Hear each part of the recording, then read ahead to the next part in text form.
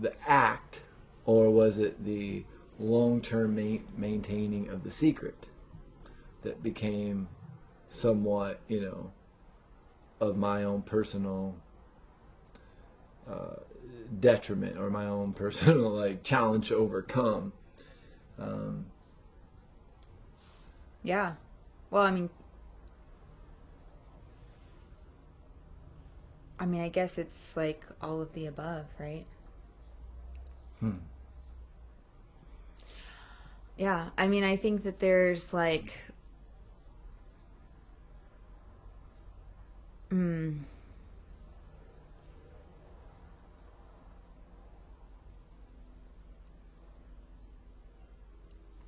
there's a lot of power in how we perceive ourselves through the reflection that others offer us. In other words, like, I think that my story had the potential to be totally detrimental, because had people like been like, oh my God, you totally messed that up, man. You're so stupid. I can't believe that, if people were whispering on the sides, and I heard them, and they were just all making fun and not like joining with me, and like,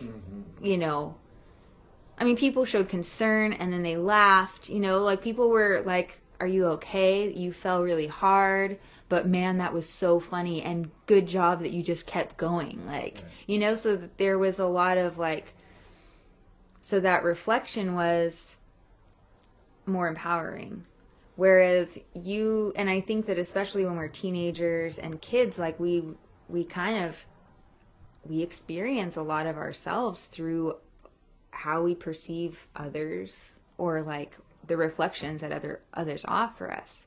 So how different would that experience had been for you had maybe you come out of the bathroom and that guy behind you said, oh man, I remember when I was little like that and I couldn't pee. That sucks. Maybe a part of you would have felt like, oh, I'm not the only one. Maybe a part of you wouldn't have felt so embarrassed.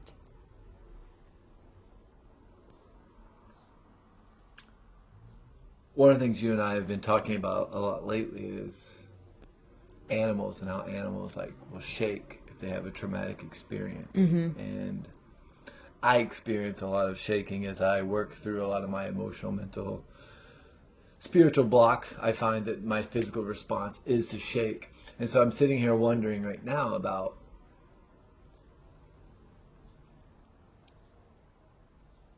what would have happened if I would have been able to, at a younger age, had access to being able to shake or process this event, I'm not really sure where I'm going right now with my thought. I had a thought in my head. I'm kind of...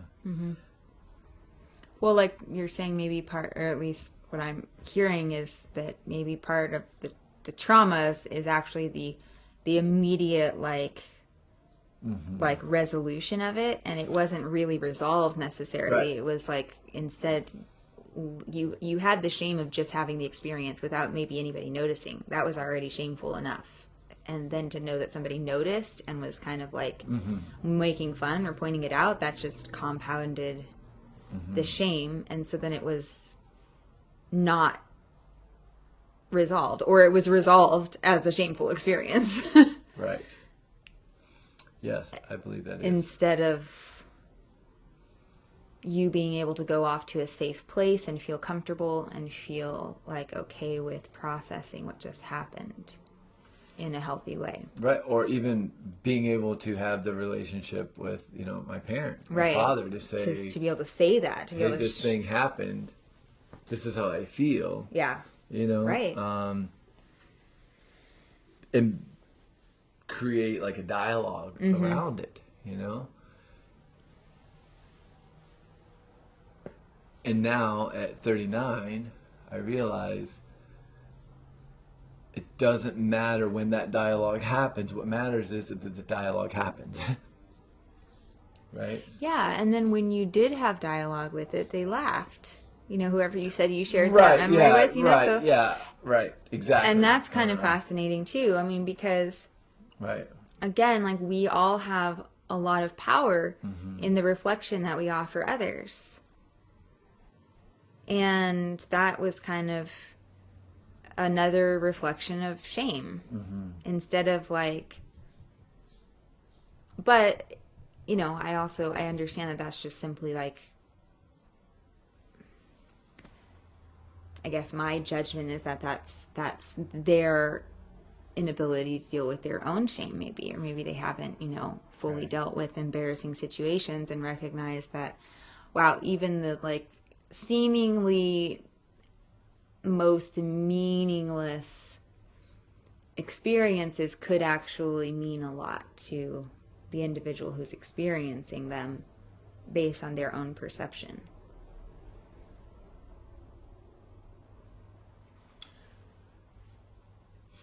Right. I feel what you're saying there.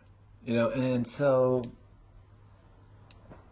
going back to where we started about taking ourselves too seriously, what part of me, I'm curious, needed to take this so seriously? Right? What part of me needed to hold on to the secret as some sort of validation or some sort of proof, or there perhaps some part of me was, and I can't identify that. Maybe after I spend some more time thinking about this, I'll be able to. But what parts of me benefited, right? And that's the thing about a paradox. Yeah. Right? That even with something like a deep, deep shaming moment like this, there's two sides to it. Right? There's or lots of sides. Well, lots of sides, right? But what part of me, I'm curious right now, maybe we can pull it out of me, benefited from keeping that secret, from carrying that shame,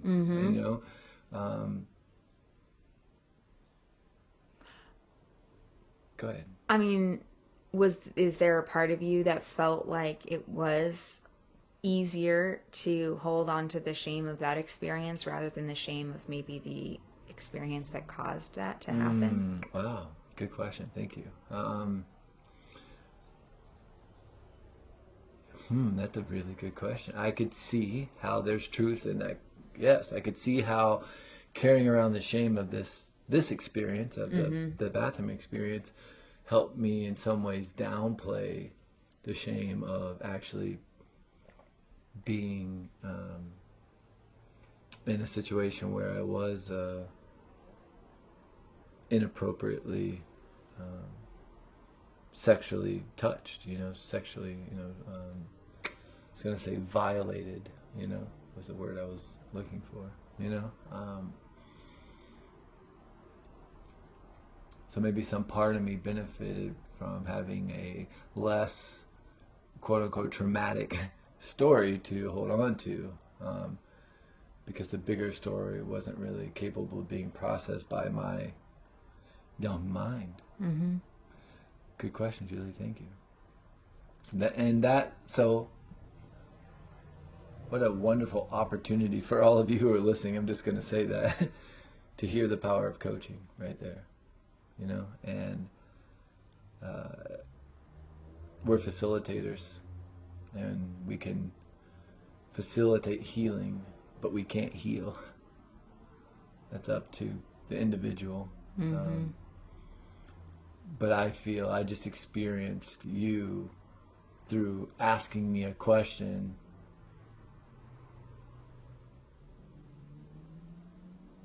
a new level of healing. I just experienced a new level of realization that I get to explore now and go back in and say thank you, like 13-year-old Billy. Thank you for taking on that experience. Thank you for being willing to be shamed so that, 11-year-old and 12-year-old Billy could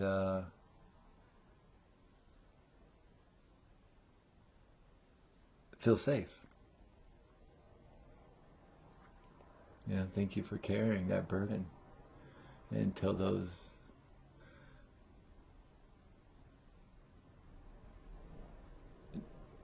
other parts of me were ready to, sit with that.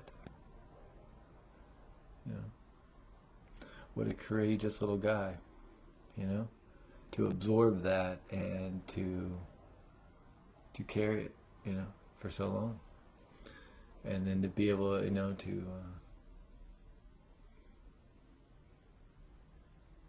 to release him of that duty feels really good. Feels really good. So thank you for asking that question. Thank you for sharing your inner dialogue with us. I think that was a really beautiful example of integration. I think that that's an important aspect to healing that is often missed, especially in group settings. And I really, really appreciate my experience of the work that John does in Journeys of Wisdom, how he invites everybody to talk just like you did to their inner child and to those parts of themselves that just experienced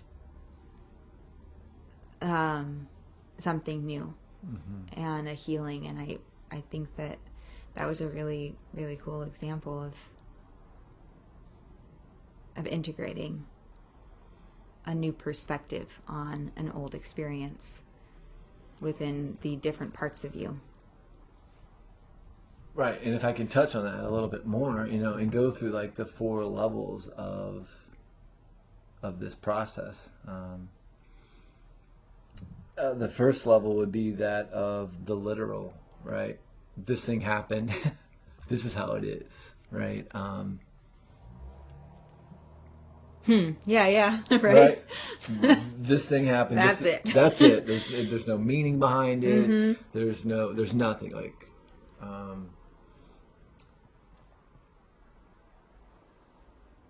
The second level being metaphorical. So being able to say, well, what does this mean? What does it mean to have this instance, this example of shame? What does that really mean? What does it really represent? Why, right? And then for us to kind of ask those questions, we kind of are able to move next to finding the paradox, right? The metaphor opens us up to see that there's a paradox that exists in everything. Nothing, at least in my experience, I haven't experienced anything that is one way. Everything has a yin and a yang. Everything has a light and a shadow, a push and a pull, a heavy and a light. Right? Even your traumas.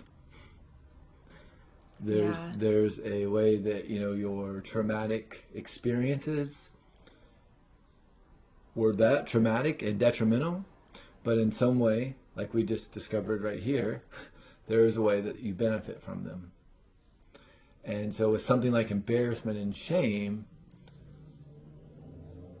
is it possible parts of you benefited from it? And then beyond the paradox is creation, but we won't even dive into that rabbit hole today. But so I really feel like doing this work, right, is really about asking questions. It's about listening. It's about, and do you need a coach? Sure, I believe you do. I believe that our egos are so powerful and our stories are so embedded and so strong. I don't believe I could have just got to that space of being able to go, wow, 13-year-old Billy was kind of protecting 11-year-old Billy, right? Wow.